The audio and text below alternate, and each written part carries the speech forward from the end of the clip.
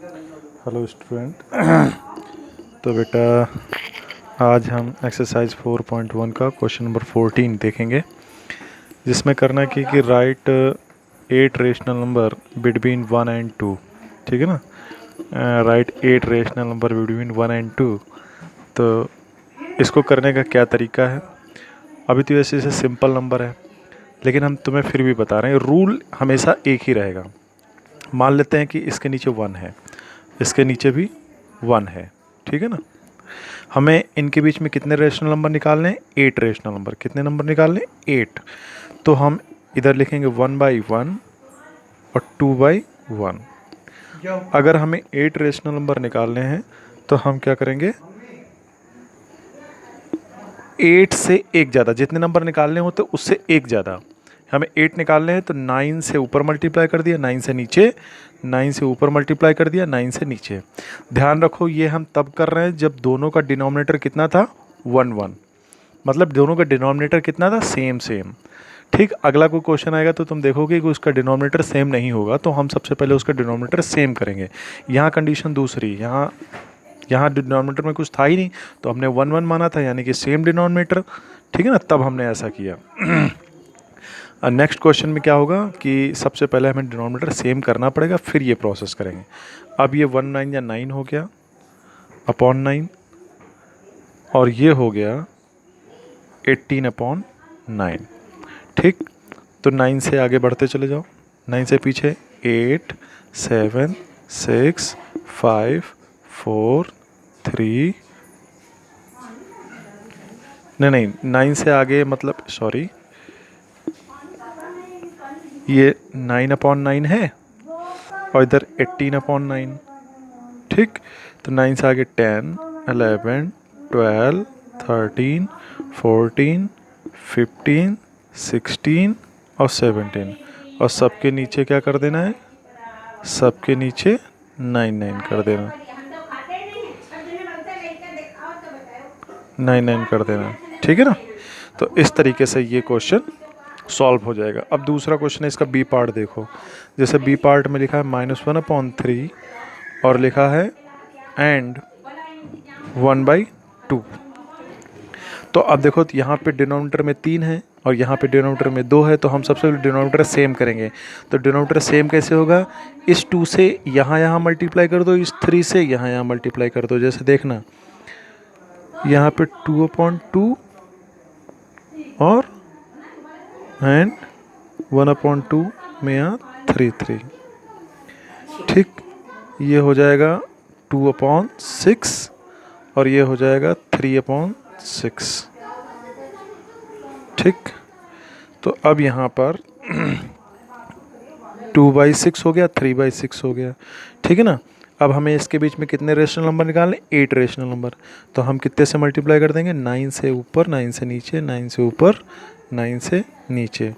तो ये हो जाएगा 18/54 और ये 27/54। ठीक है। अब तो बहुत सारे नंबर हैं, जैसे आप पीछे चले आओ इधर, ये 17। ठीक है ना, 16 15 14 माइनस का 13 -12 -11 1 2 3 4 5 6 7 और ये -10 और इधर माइनस का 9।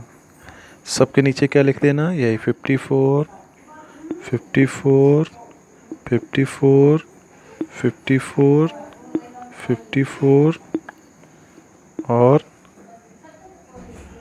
54 54 54।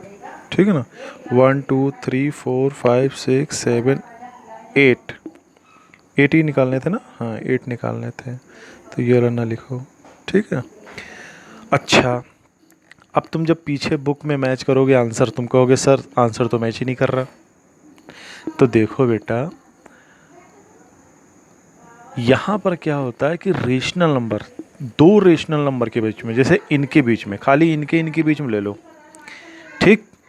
इन दोनों इनके बीच में इनफाइनाइट रेशनल नंबर हैं, इनके बीच में इनफाइनाइट रेशनल नंबर। इस तरह से 1/3 और 1/2 के बीच में भी कितने इनफाइनाइट रेशनल नंबर हैं, इनफाइनाइट, अनंत। ठीक, और उनमें से हमें कोई 8 चाहिए। ठीक, तो आंसर तो ये भी सही है पूरा का पूरा। तो तुम पीछे बुक से मिलाने मत बैठना, कभी कभी मैच हो जाएगा, कभी कभी नहीं, क्योंकि इनफाइनाइट नंबर है ना।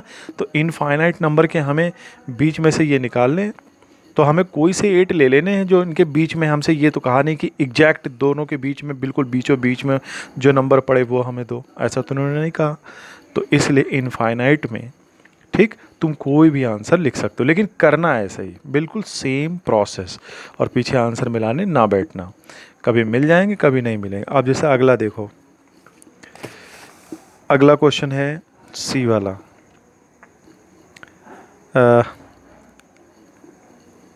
11/3 सी पार्ट है, 11/3 एंड 3/2 ये है। जैसे तो देखना है, इसका डिनोमिनेटर सेम नहीं तो करो सेम, यहाँ 2 से मल्टीप्लाई कर दो ऊपर नीचे, और यहाँ पर 3 से मल्टीप्लाई कर दो। तो ऑटोमेटिक देखो इनके डिनोमिनेटर सेम होगा। ये हो गया 22/6, ये 9/6। ठीक ना। अब देखा जाए तो हम यहीं से निकाल सकते हैं, इसमें हमें वो करने की ज़रूरत भी नहीं पड़ेगी क्या कि इससे मल्टीप्लाई करें, क्योंकि 22 से आगे 21/6, 20/6 ऐसे कर करके। ठीक, लेकिन हमने तुम्हें सिखाया है कि हमेशा क्या करना है कि इन नंबरों हमें पता करने हैं 8 रेशनल नंबर। तो यहाँ 9 से मल्टीप्लाई कर दो, यहाँ 9 से मल्टीप्लाई कर दो, यहाँ 9 से मल्टीप्लाई कर दो, यहाँ 9 से मल्टीप्लाई कर दो। तो ये हो जाएगा 9 दूनी 18, 9 दूनी 18, 1 19, 54, और ये हो जाएगा 81/54। ठीक है, तो ऐसे बहुत सारे नंबर लिख सकते हो। ठीक है, चाहे इधर से लिख लो, चाहे इधर से लिख लो। तो 197, 196, 195, 194, 193, 192, 191, 1 2 3 4 5 6 7, और इधर लिख लो 190, और सबके नीचे कितना डाल दोगे? सबके नीचे डाल दोगे बेटा 54। ठीक है ना, सबके नीचे डाल देते 54 ये।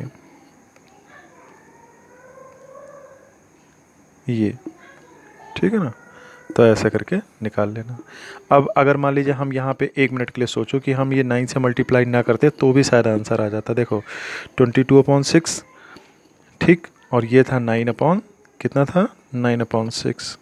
ठीक है ना, तो देखो 21/6, 20/6, 19/6, ठीक, 18/6, 17/6, 16/6, 15/6, 1 2 3 4 5 6 7, और ये हो गया 14/6। तो ये भी आंसर है, ये भी करेक्ट है, ये भी करेक्ट है।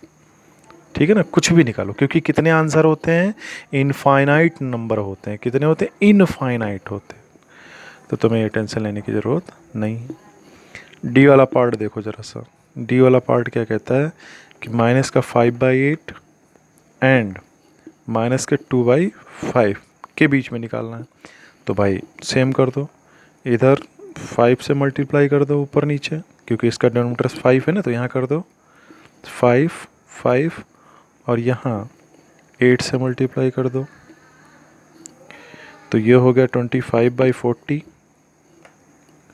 25/40, और ये कितना हो जाएगा 16/40।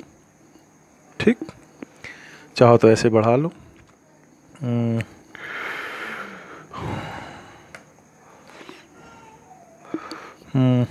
24, 23, 22, 21, 20, ठीक, 19, 18, 1 2 3 4 5 6 7, और ये हो जाएगा 17।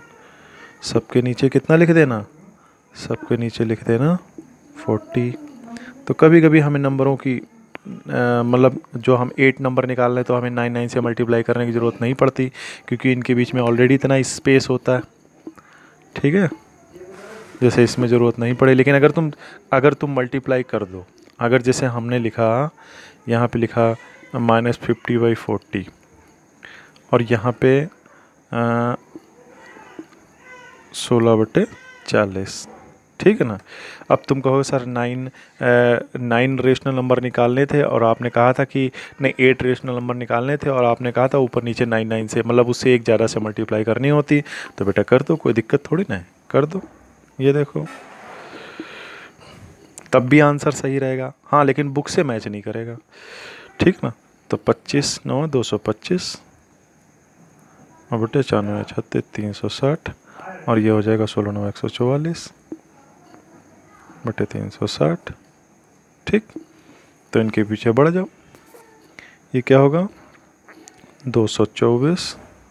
ठीक, 224 हो गया, 223 222 221 220 और 219 218 1 2 3 4 5 6 7 और यहाँ पे लिख लो 217, थोड़ा सा जगह बढ़ा के। और सबके नीचे कितना लिख देना, सबके नीचे लिख देना 360 360 360 360 360 360 360 और 360। ठीक है ना। तो बेटा ये भी सही है, ये भी सही है। क्यों सही है? क्योंकि बेटा किसी भी दो नंबरों के बीच, जैसे 1 और 2 है, इनके बीच में कितने रेशनल नंबर है बेटा? इनफाइनाइट, इनफाइनाइट, अनंत, इनकी कोई गिनती नहीं। ठीक, और उनमें से तुम्हें कोई 8 पूछ रहा है इनके बीच में जो पड़े, तो चाहे ये लिख दो चाहे ये लिख दो, बहुत सारे हो सकते हैं, अनंत। तो इनके जो जवाब हो सकते हैं, आंसर हो सकते हैं, वो भी इनफाइनाइट हो सकते हैं। इसलिए पीछे बुक से मैच करने की ज़रूरत नहीं है। कभी कभी बुक से मैच कर जाते हैं जो आंसर, और कभी कभी नहीं भी करते, लेकिन सारे सही हैं। ठीक है बेटा, सारे सही है, बस मेरा मेथड याद रखना। और तुम देख रहे होगे कि ऐसे माहौल में, इस लॉकडाउन के माहौल में हम यहाँ पे वीडियो बना रहे हैं, पीछे घर में कितना बच्चे शोर कर रहे हैं। ठीक, इतनी मेहनत से बेटा तुम लोगों के लिए वीडियो बनाए जाते हैं ताकि तुम लोग पढ़ाई कर सको। और हम देखते हैं कि किसी तरीके से, बड़ी मुश्किल से, यहाँ नेटवर्क की भी सुविधा नहीं है, इतना ये वीडियो अपलोड करने में 3-4 घंटे लग जाएंगे। ठीक है ना, ये छोटा सा वीडियो, और वो क्वालिटी भी नहीं दे पाते। ठीक है ना, एक बढ़िया सा सेटअप हो, बढ़िया सा कैमरे अपने वाला हो, हिसाब किताब, तो उसकी बात अलग है। तो यहाँ किसी तरह से बेटा काम चलाया जा रहा, तुम लोग भी अपना काम चलाओ। ठीक, थोड़ा बहुत जितना समझ में आता है उसको समझ करके इसके क्वेश्चन करो कॉपी पर, क्योंकि तुम्हें काम तो करना ही है। ये वीडियो मैं आज 1 जुलाई 2020 को बना रहा हूँ, और ये 7th क्लास के बच्चों के लिए है, अकाल एकेडमी कजरी वालों के लिए। और इस मैथ की बुक का नाम है मैथ मधुबन पब्लिकेशन की है ये बुक। उसके एक्सरसाइज 14 का एक्सरसाइज 4.1 का 14 क्वेश्चन है। और बेटा अगर तुम्हें ये थोड़ा बहुत समझ में आता है तो इस मेरे चैनल को सब्सक्राइब करो और लाइक करो, और मेन काम है अपनी पढ़ाई करो। जो कोई क्वेश्चन समझ में ना आया हो, कहीं पर समझ में ना आया हो, वो बात तुम पूछ सकते हो।